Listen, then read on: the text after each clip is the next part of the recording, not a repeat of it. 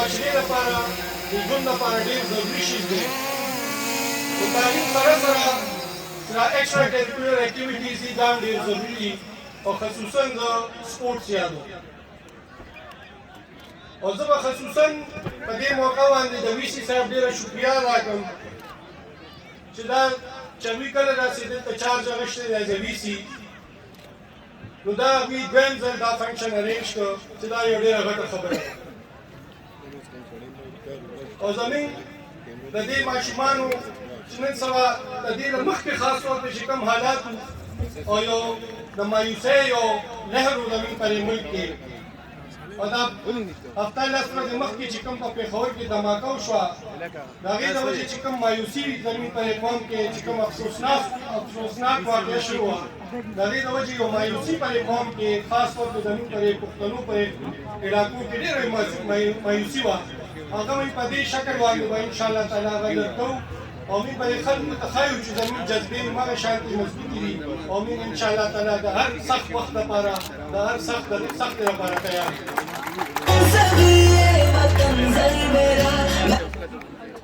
زه تقریر کې دونه هغه جذباتیت ما کې نشته چې زه تقریر جذباتیت طریقې سره وکړم، خو زه حقیقت وایم چې زه نن دې ځای کې چې څومره خوشحاله زما په خیال دونه په بل یو فنکشن کې زه نه خوشحاله شوم. مشه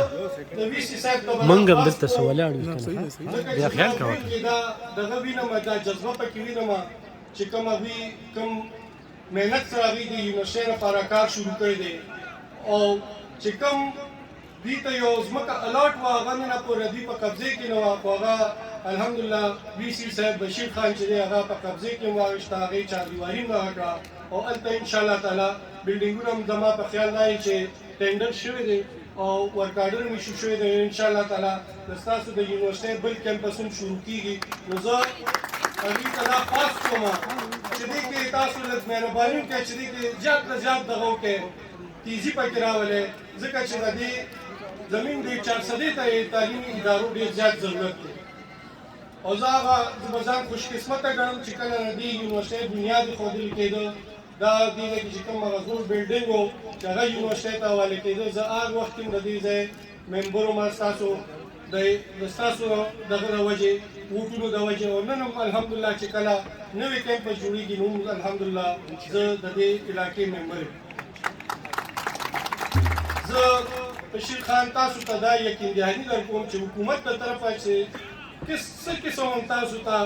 امداد ضرورتي مدد ضرورتي نو موږ به حکومت په نه شاته کېږي او د پي ټي آی حکومت تحریک انصاف حکومت د دوی اولنین دغه دا دی چې دې خلکو ته یو شانتي وکتلی شي، دې ټول قوم ته یو شانتي وکتلی شي. زموږ د الیکشن کې هغه سلوګن هم دا و چې